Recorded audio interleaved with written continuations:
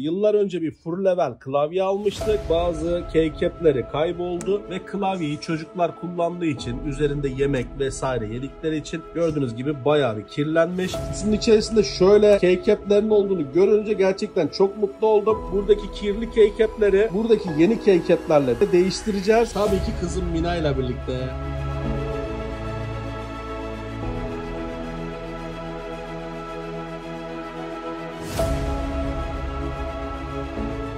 Elimizden geldiği kadar temizledik. Bakın burada bir tane tuşu yanmıyor. Bazı tuşların renkleri farklı. Şurada 2 tane tuşumuz yanmıyor. Bakın burada bir tane kırmızı yanıyor. Tek renk kırmızıya dönüşmüş. Bazı tuşlar bozulmuş. Böyle kullanmak durumundayız. Şimdi keycap'leri takacağız.